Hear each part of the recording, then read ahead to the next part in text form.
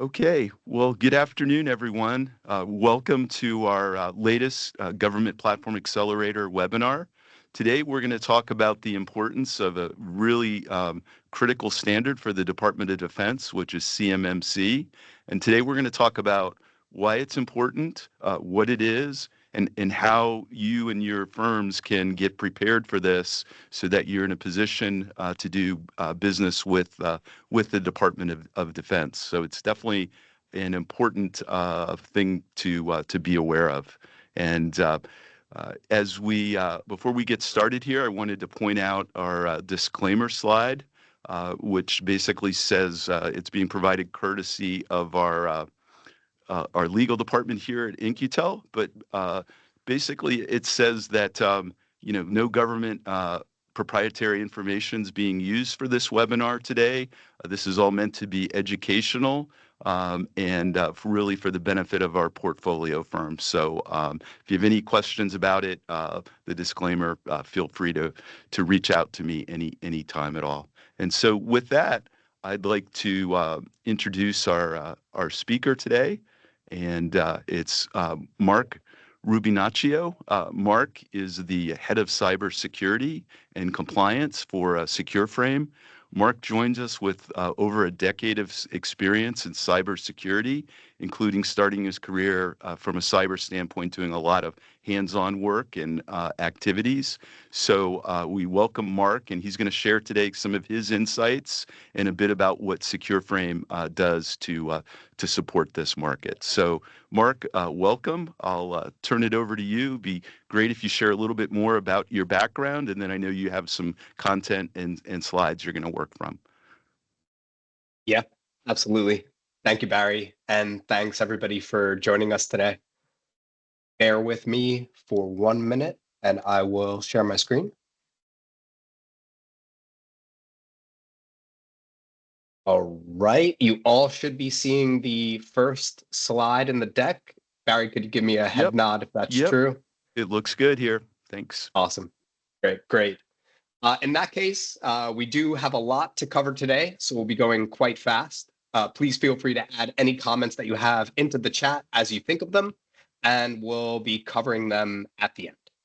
Yeah, good point, Mark. And again, you can use the chat function to put in questions, and when we get to the end, we'll go through those questions and answer them for you. Thank you, Mark. Great, not a problem.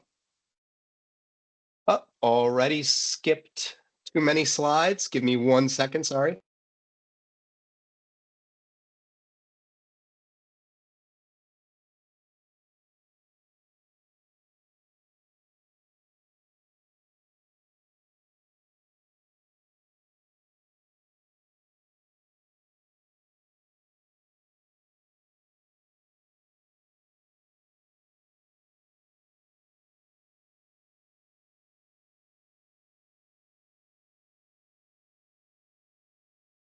Looks good. As you all can tell, I'm not very savvy with Google Slides.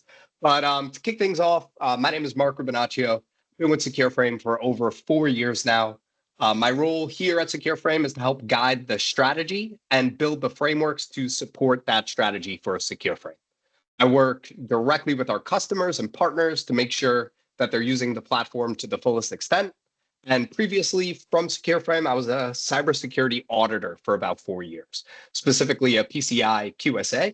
And then prior to that, I was in penetration testing and system administration.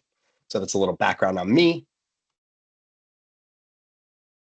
Little background on SecureFrame. SecureFrame is a modern compliance automation tool. The main sticking points to an outdated audit and compliance workflow is continuously monitoring those controls throughout the year, and then making sure you're prepared when it comes time for that actual audit. SecureFrame solves this through integrations with your major technology providers, such as cloud service providers, version control tools, ticketing systems, and then continuously monitors the configurations of those tools in place, notifying you when those configurations fall out of compliance.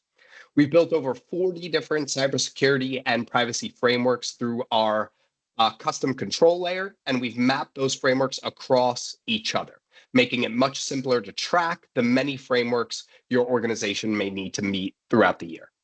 SecureFrame has also built specific platform features to allow you to perform compliance functionality in the application itself, such as risk management, vendor risk management, maintaining your asset inventory, building out policies, and many, many other features.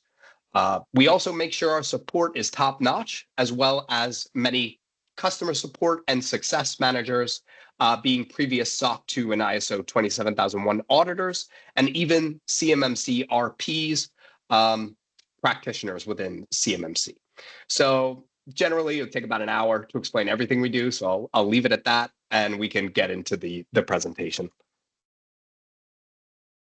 So CMMC is a very detailed and complex topic. As you'll learn, the final rule is actually very new, nearly 6 months old, with some certified third-party assessor firms or C3PAOs only now performing their first assessment. So my goal for this webinar is to cover the breadth of CMMC, cover enough to hopefully help you all understand if CMMC is something you need to pursue now, later, or at least start asking questions about. What we're going to cover today is the background and history of CMMC, implementation timelines. We'll cover some common terms and definitions. We'll then deep dive CMMC scoping, including what are the different levels and differences. We'll skim all the control categories and then pinpoint a couple of the hardest hitting requirements for each control. And then we'll discuss what it takes to prepare for CMMC. And then finally, of course, how SecureFrame can be used to help throughout the process. Right. So kick things off, CMMC was created because the Department of Defense, or the DoD, works with hundreds of thousands of contractors. And those contractors work with hundreds and thousands of subcontractors. So many of these contractors directly handle what's considered controlled unclassified information, or CUI. This is information or data that is not necessarily classified, but requires safeguarding nonetheless. The other type of data that we'll talk about in this presentation is FCI, which is federal contract information, such as purchase orders, delivery schedules, information related to the contract with the DoD. And at that point, there was no framework or requirements for these contractors and subcontractors to meet or maintain cybersecurity controls, which possibly allowed adversaries to easily siphon off a lot of this sensitive technical data from the defense industrial base, or the DIB.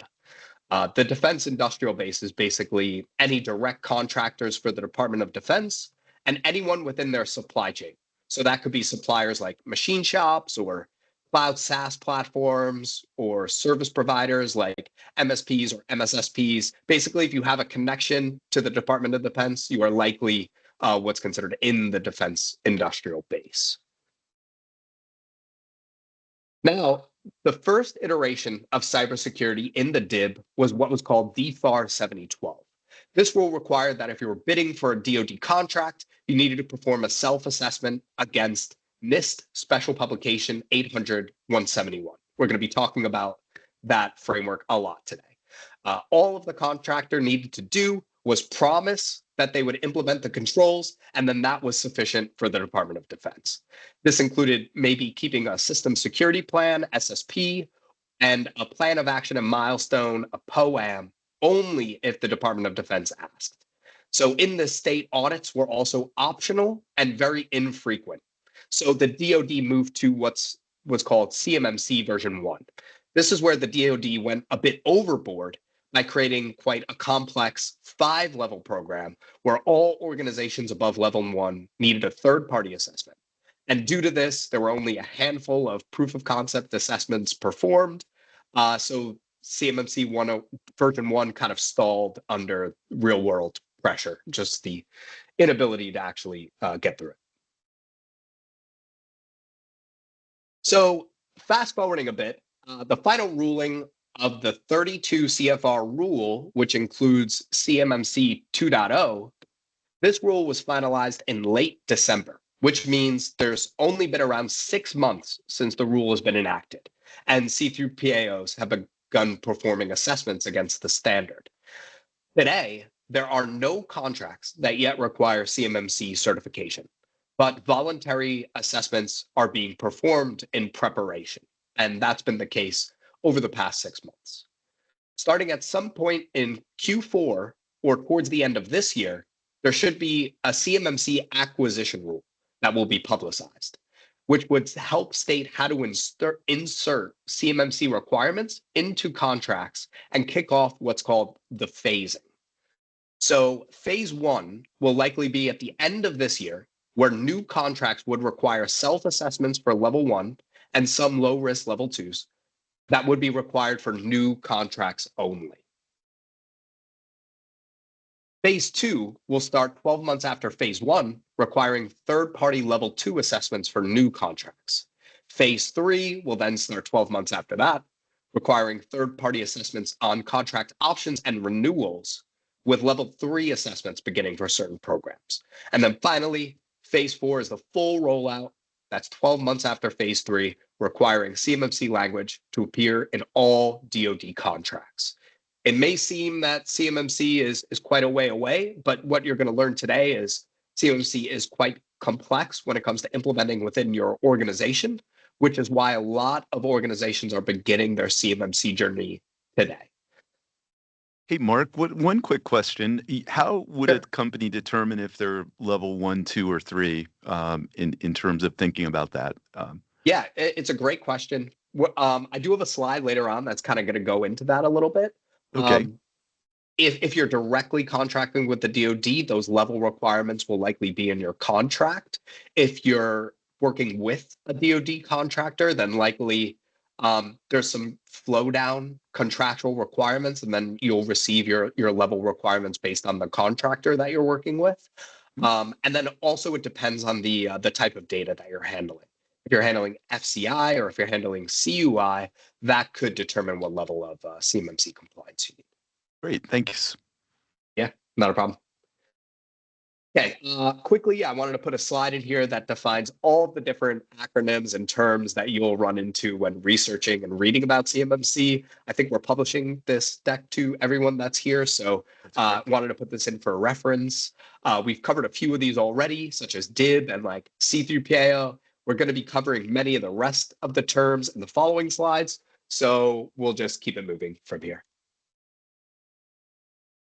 Okay, so here is where we'll break down who exactly needs or will need CMMC compliance and who would be better off with CMMC compliance than not getting it at all. First, we'll cover when you would explicitly need CMMC compliance. So if you're a prime contractor or an organization who's directly contracting with the Department of Defense, you will need CMMC compliance. If you're looking to work directly with the Department of Defense, you will need CMMC compliance. And we'll cover in a following slide exactly how those levels are determined, which I just overviewed. If you're a subcontractor, so if you contract with an organization that contracts directly with the Department of Defense and you handle FCI or CUI, you will need CMMC compliance. If you're an external service provider or ESP and a contract is signed in which CMMC is specifically stated as required, then you will need CMMC as well. Now, the next step is understanding when CMMC is not necessarily required, but helpful. And that's going to be a bit trickier. If you're an external service provider and your infrastructure or services are part of the organization that's getting assessed boundary, so if your infrastructure or services are part of that boundary, then you have a responsibility related to that organization's CMMC assessment. So for example, if you use a security operations center that is pulling in event data to respond to incidents, this service will be in the organization's boundary. Due to that, the Security Operations Center should maintain a CRM or customer responsibility matrix, which makes it clear which 800-171 requirements that SOC is responsible for, as well as provide evidence showing that the requirements that they maintain are in place. So this is why it might be helpful for that SOC to perform their own CMMC assessment, so that they don't need to go through this full CMMC audit anytime their customers need CMMC. Another example, as a cloud service provider, if you store, process, transmit, CUI, or provide a security function, then your service is responsible for those applicable CMMC requirements as well. Cloud service providers, though, they can be FedRAMP moderate authorized or maintain FedRAMP equivalency in order to meet those CMMC requirements directly. Now, if they do not have a FedRAMP authorization or equivalency, they would also need to provide evidence showing that they're meeting the 800-171 controls that they are responsible for. And in that case, getting CMMC compliant would help alleviate that effort in participating in all of their customers' CMMC audits. Next, we'll cover some of the different asset categories. We talked a bit about CUI, or controlled unclassified information. Any assets or resources such as servers, networks, vendors, services that process, store, or transmit CUI are CUI assets. Security protection assets are those that provide security functions or capabilities to that assessment scope, such as logging and monitoring, patching, or a firewall, for example. CR Oh, sorry. Hey, Go ahead, Mark, Barry. one thing I Yeah. think might be good, maybe a couple examples of CUI. I know I've seen documents, right, with my understanding is the government marks it and says, this is controlled unclassified information, which then implies you have to have these controls to protect it. But I've seen it sometimes in RFPs or in more details about the government, right, in terms of the scope or requirements. But maybe there's probably others. But our portfolio firms would know it's CUI because it would be labeled that way, right? Correct? Barry, you're exactly right. Yeah, the easiest way to determine if information you're getting from the DoD is CUI, it'll say it'll be labeled as CUI. Um, could be a, could be anything, right? Could be diagrams, could be order forms with sensitive information on it that could lead to understanding a bit more about the project that's being worked on, or whatever the case. It really could be any sort of file format, but it will always be labeled as CUI. So, and if you're unsure, you're better off asking who you're working with at the DoD, or your contractors that you're working with directly, to make sure that what you're handling is or is not CUI. We're going to talk a little bit more about CUI data flow, which is an important aspect of CMMC later on as well. Great. Thanks, Mark. Yeah, of course. We'll cover the last couple assets and then we'll just keep it moving. CRMA, or contract risk managed assets, are assets that could possibly transmit, store, process CUI, but do not. And you would usually need to show an auditor how these assets are segmented from the CUI workflows, along with any policies or documentation that support that. And then finally, out of scope assets, those are ones that are completely isolated from the assessment boundary. So either they're on completely separate networks or in totally separate locations. All right. So let's jump into the levels. CMMC levels are pretty straightforward now that there are only 3 instead of 5. Starting with CMMC level 1, which is required only if you handle FCI. You would need to perform a third-party. You would not need to perform a third-party assessment. Excuse me. And the requirements are the 17 safeguards presented in the FAR. So not NIST 800-171. CMMC level 2 is required when you're handling CUI directly, or you're within the supply chain as a subcontractor in which you handle CUI. With level 2, you would need to meet all 110 controls in this special publication 800-171, and you will likely need a third-party assessment from a C3PAO. CMMC level 3 is pretty unique because it requires a government-led assessment, and additionally requires a subset of controls from NIST 800-172. This level is required when a contractor is supporting the most critical programs and technologies. All right, I'm sure I just blinded you all, but we're going to jump into the next section, which is talking about all of the different controls within 800-171. So, like I mentioned, CMMC is actually based off of revision 2 of 171. There is a new version, revision 3, which CMMC is not based off yet. That could change. 800.171.R2 includes 110 security requirements, 320 assessment objectives.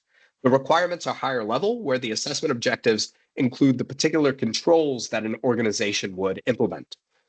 Now, the scoring is a bit convoluted, where you start with 110, and then points are subtracted based on requirements not met. The lowest score you can achieve is a negative 203. You can achieve final CMMC status when you pass all 110 controls. You could receive a conditional status if you pass at 80% at least with POAMs or controls that you're working to remediate. These must be remediated by 180 days and can only include 1-point controls. There are some controls that you cannot POAM within CMMC.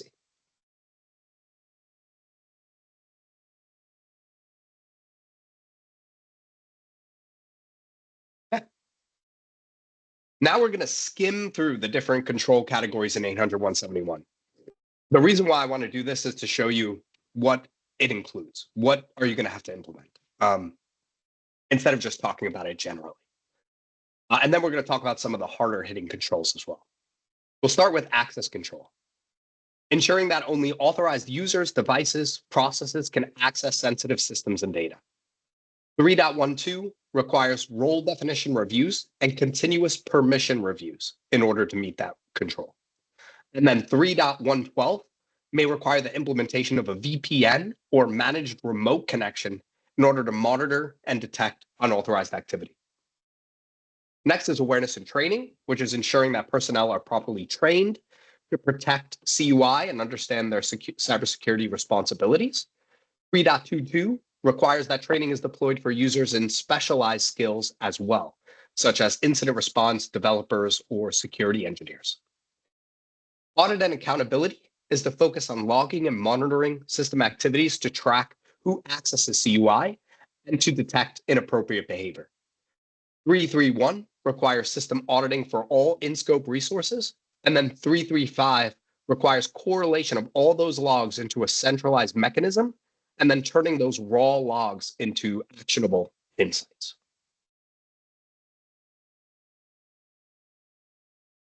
Configuration management addresses how information systems and networks are built, configured, and documented.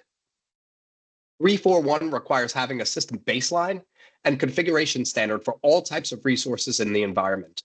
And 3.48 requires application whitelisting. So any applications not on the whitelist would not be allowed to be installed on systems.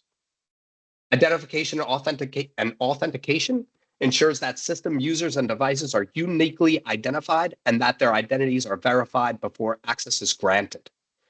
3.51 requires the use of unique accounts for users and devices across the in-scope boundary. And 3.52 requires strong authentication measures, such as MFA for all of those users. Incident response requires establishing system users and devices are uniquely identified. That is not true. Incident response requires having a plan that includes preparation, detection, analysis, containment, recovery, and response activities for all of those different stages. And then 3.61 requires establishing the proper reporting channels and designated officials when an incident does occur. Maintenance includes establishing processes for system maintenance and repair, including how tools and personnel are managed during maintenance and how data is protected when systems are serviced. 3.72 requires the vetting of maintenance personnel and the tools they use to perform maintenance. 3.75 is making sure that if maintenance is done remotely, they must use multi-factor and access is terminated when completed. Media protection is related to safeguarding both digital and physical media that contain CUI. 3.83, which requires implementing procedures such as secure wipe of physical destruction of physical media when it must be discarded. 3.87 requires enforcing the secure use of removable media, such as flash drives, which means blocking USB ports or requiring encrypted media to be used. Personnel security ensures that people with access to CUI are properly vetted and that their access is managed through the employee lifecycle. With 392, requiring the handling of terminated employees in a way where no CUI is exposed and would be reclaimed.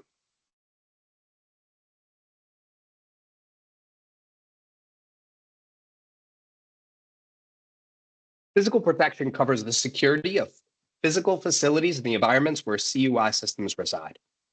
310.1 requires limiting access to the facilities through the use of access control mechanisms, and 310.2 requires monitoring of access through badge access logs or video camera. Risk assessment requires evaluating threats and vulnerabilities to the organization's operations and assets, and then taking steps to mitigate identified risks. 311.2 requires full vulnerability scans against the networks, applications, and any other in-scope systems, as well as timely remediation for any findings.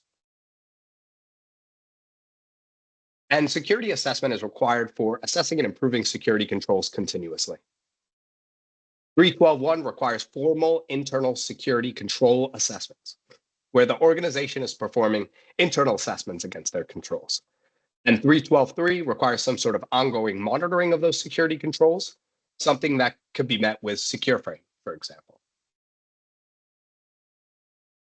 I accidentally skipped the last two controls. One is system and communication protection, which is related to safeguarding data as it travels across networks. And then the next one is system and integrity, which requires that systems remain trustworthy by promptly fixing flaws, defending against malware, and monitoring for any sign of breaches. We don't have to go back. It's in the slides. Okay, so we made it through all of NIST 800-171. I hope you're all still with me. We're going to jump into more of the fun stuff, less, reading about the controls. And now that you're all familiar with the framework, how does your organization get ready for a CMMC? Well, it starts with determining scope. Are you a direct contractor? If so, you should know what level you need. If not, asking about your level should be determined based on the data you handle, such as CUI or any flow down requirements from your customers and your partners. Preparation for a CMMC is the difficult bit. Without a tool like SecureFrame and without a CMMC expert in-house, it's important to read and understand the CMMC scoping and assessor guidance, which will explain how to determine scope and what an assessor would be looking for evidence-wise for those 800-171 controls. Speaking of, understanding 800-171 comprehensively is important for preparation. Reading and understanding the CMMC final rule is also helpful when preparing as well. Next would be actually implementing those controls, starting with having policy and procedure statements for each control and assessment objective, then having a system security plan, which includes all of your organizational information, system descriptions, diagrams, implementation statements for each assessment objective. The system security plan could be close to 200 pages when it's fully completed. And then next is identifying all of the vendors and assets that are in scope. Those that store, process, transmit CUI, SPD, security protection data, and ensuring vendors are meeting the proper CMMC requirements as part of your supply chain. Documenting all CUI and security protection data flows in a data diagram, then of course, actually implementing all of the 320 assessment objectives in 800-171. Understanding what needs to be implemented in the context of your environment for each assessment objective is one of the most difficult parts of CMMC. Although it's quite prescriptive, the control language could be quite difficult to understand and know for sure you are implementing the control properly. This is where assessor guidance can be helpful, and using a platform like SecureFrame, of course.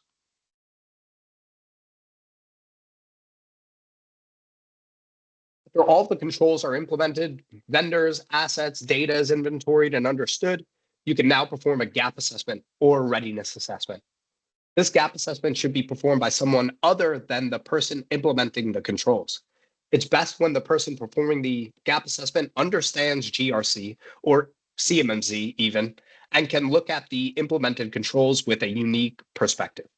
For smaller organizations, this means performing a successful gap assessment could mean using a consultant to perform that assessment. This gap assessment should overall evaluate all of the controls that have been implemented to determine where there needs to be improvement in order to fully meet that control. Next would be to evaluate an auditor. Not all auditors are alike, and it's important you know how to evaluate different audit firms. Understanding the auditor's schedule and making sure it aligns with your schedule. Having a C3PAO with a stable of strong CCAs or certified CMMC auditors is usually a really good sign.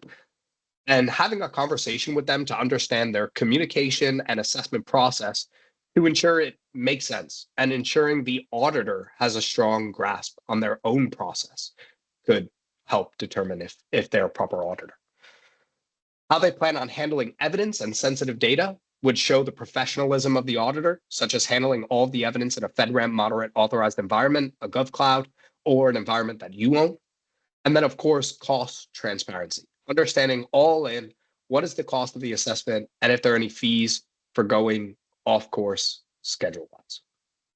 Great. Mark, I think that's a really great, important list about the C3PAOs. You know, I've hired two of them during my time at Adobe and SAP, and I'd say another one, and I think yours are spot on, but another one would be references, right? Like asking them for references of similar sized companies that you can go talk to about their experience. That was something I remember I used to ask for them. Great. That Thanks. Yeah, that's a really good point, Barry, and that might be probably one of the most important things that you can ask for. Of course, the audit firm is going to give you references of folks that you know have had a good experience with the auditor, hopefully. So it also could help getting references from your your customers, your network, and then seeing who folks that you know have gone through an audit. What was their experience like with the auditor? I think you're exactly right, Barry. Having references, talking to other folks that have gone through the assessment with these audit firms, it's a not nearly as biased way to kind of understand how the assessment works.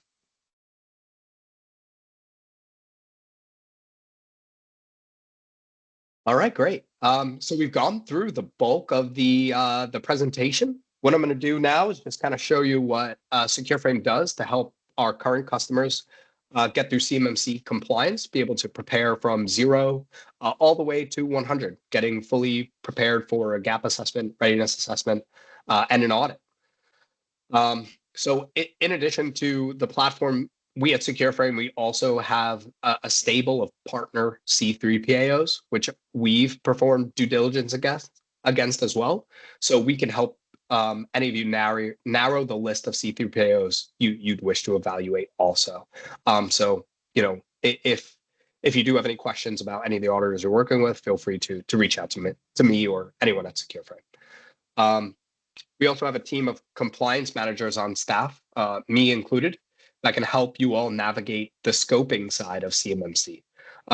As you may have seen, scoping CMMC could be quite complex.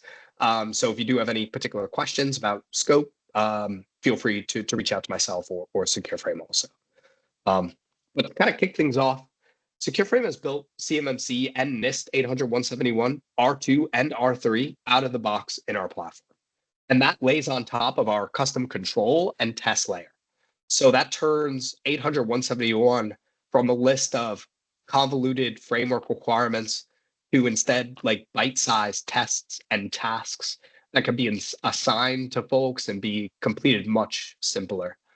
The good thing about our custom control layer is we also map across multiple frameworks. So if you need to meet SOC 2, ISO 27001, PCI DSS, all those framework acronyms, we have the common controls so that you wouldn't need to maintain similar controls twice within our platform. As you may have learned in this presentation, a main component of CMMC is maintaining all of your in-scope assets and what category of assets they are. That means workstations, laptops, servers, network devices, all vendors and service providers within your environment. Using SecureFrame, we have functionality to allow you to manage, monitor, categorize all of your assets, finding owners and getting notified when assets need to be reviewed. And then probably the biggest lift of all CMMC is the SSP, or System Security Plan. Our own SSP is around like 150 pages, and Secure Frame's assessment boundary is particularly small compared to a lot of other organizations in the DIB. This document needs to contain all the information related to the assessment boundary, as well as how assessment objectives are implemented.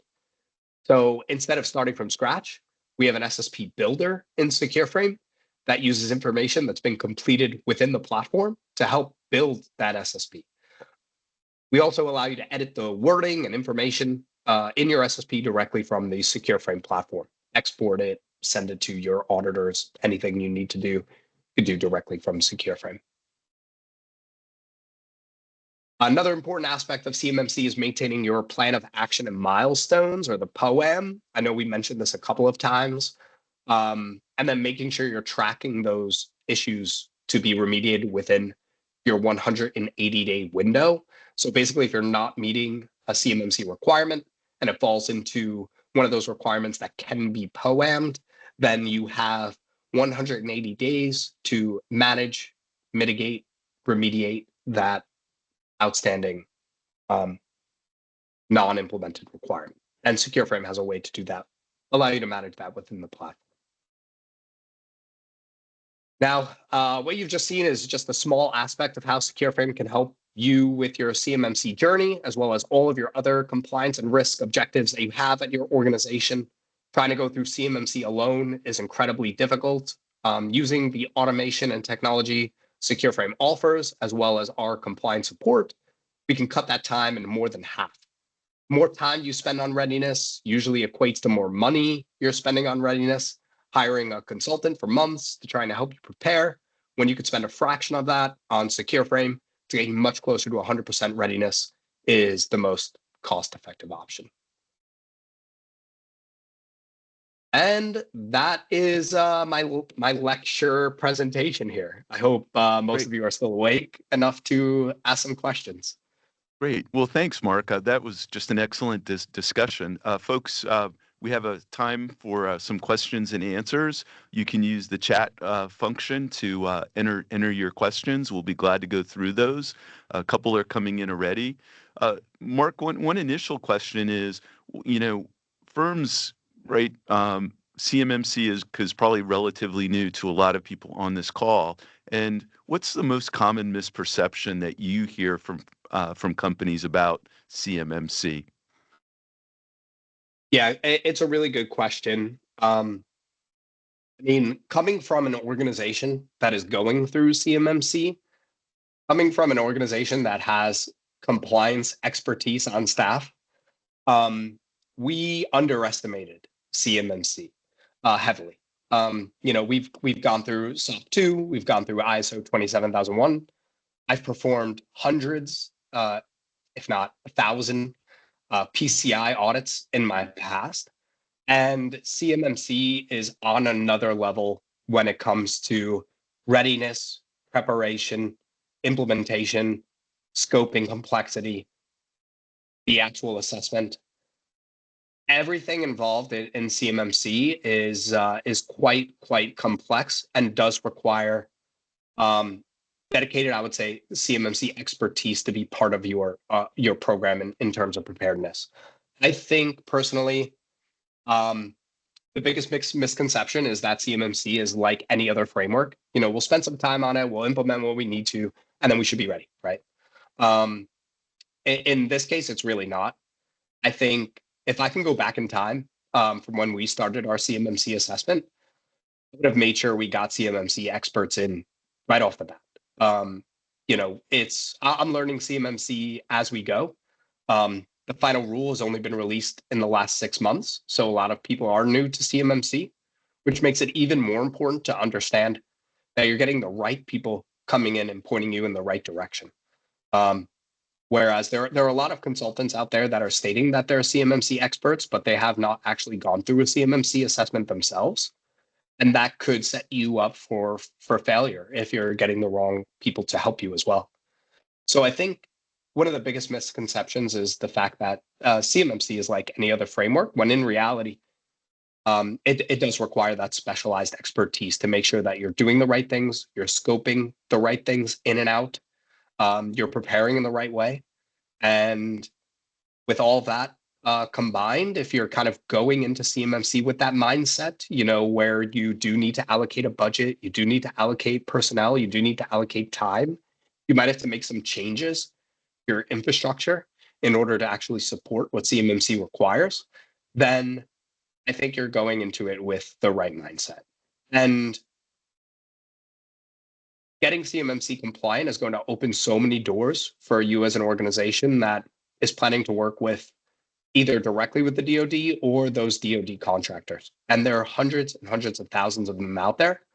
Like I mentioned earlier, the timeline seems like you have time, but if you start too late, that's going to, and then it takes you months and months and months, if not years, to get ready. It's going to push you past that timeline in which you wish you were ready. So basically, if you're thinking about CMMC compliance, I would recommend getting started today. That way, if there are any major gaps, major implementations that you need to make, you're prepared to make those when the timeline and phases hit that would affect your organization. Great. Thanks, Mark. Mark, we have a number of great questions coming in from the audience. The first one is about the application whitelist requirement. And the question is, if there are development systems on a different network from the CUI, can those have applications not on the whitelist?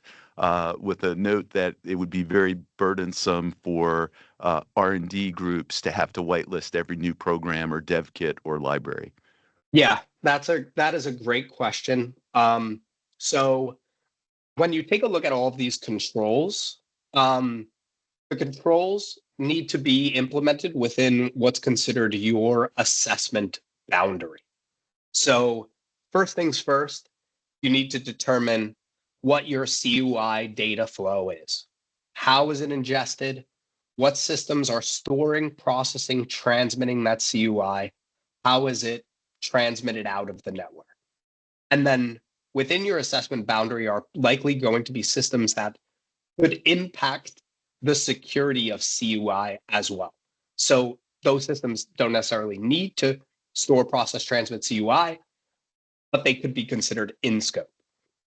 There are also what's considered security protection assets, like I mentioned before, logging and monitoring systems, SIM tools, IDS, IPS. These systems, if they're used to support your CMMC authorization or certification, then they would be considered within your assessment boundary as well. And I want to make that clarification because I don't know what your environment looks like. So if there's anything outside of that assessment boundary that is completely isolated from the assessment boundary, there's no way that these development systems can impact the security of your CMMC assessment boundary, then those systems are not going to be tested as part of your assessment. So generally speaking, if you have an out of scope system, you do not need to maintain that NIST 800-171 control on that system. Great. Thanks, Mark. I think that's an important clarification, and thank you for the question, Francisco. The next question is from a firm that has a GRC tool in their environment that they're using, and they just submitted for a level 2 self-assessment. And the point is, normally for ISO and SOC 2, the auditor reviews the controls directly inside the tool, but for this CMMC self-assessment process directly through the government site, no evidence was required to present from the tool directly. And the question is, if we had to move to audit process, i.e. level 3, does it simply function the same way as ISO and SOC 2 and hire a specific auditor who would submit directly to the government? So there's a lot there, but yeah.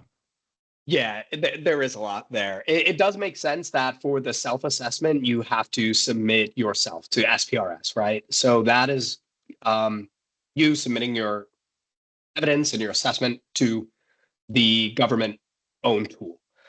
For level 3, let's say you needed to go through an assessor. It's my understanding that the assessor would submit for you.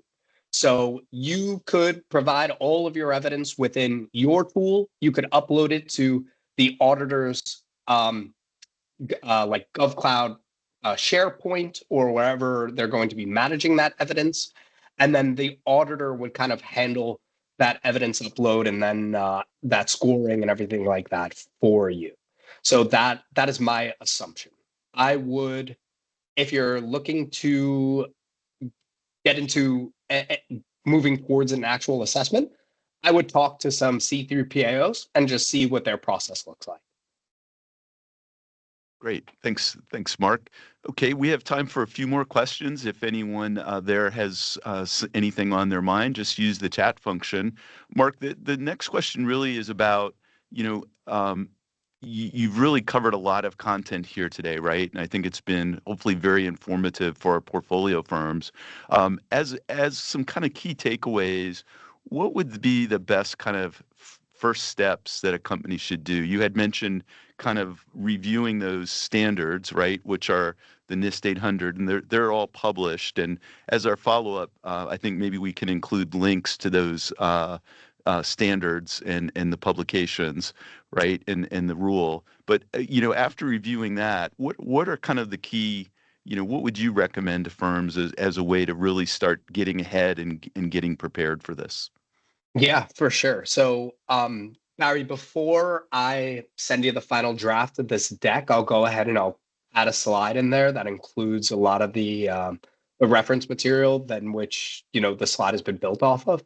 Mhm. So I'll make sure to include that in the final draft for you and everybody who's listening. I think reviewing like the actual standard and 800, 171 and things like that is only really required when you're preparing for CMMC. So I think the first step is really understanding whether or not CMMC is applicable to your organization or will be applicable to your organization. So understanding like, you know, who you're working with. If you're planning on working with the Department of Defense, then you should get started today in regards to CMMC compliance. If your customers or your partners are contracted with the Department of Defense, or that's like a vertical that you work in, then I would start considering looking into CMMC compliance. It's something that will likely be required down the line. And then if you are providing a cybersecurity service for a lot of your customers, and maybe you don't have a specific vertical that you fit into, but you are providing a security service, it's likely moving forward down the line that you may be asked in relation to your CMMC compliance. So as a security service provider, whether you're a software company or you're an MSP, MSSP, something like that, it's important to understand how you are meeting the NIST 800 171 controls in relation to the services that you're providing. I mentioned in the deck once what's called a CRM, or a customer responsibility matrix. This is something that's really important for organizations that are providing a service to document and then understand. So basically what that's going to state is like, if you're a security operations center providing incident response, event monitoring services, you're going to be responsible for those requirements in 800 171.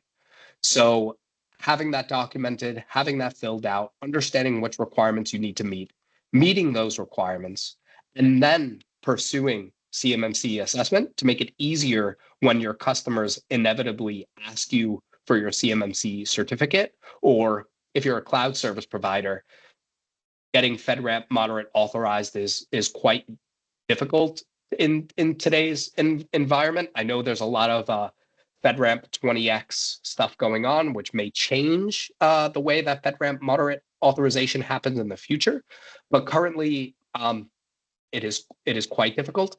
So maybe achieving CMMC certification in the meantime would be something to look into as a cloud service provider that provides security services. I know that was a lot. Yep. I Yep. hope that helped.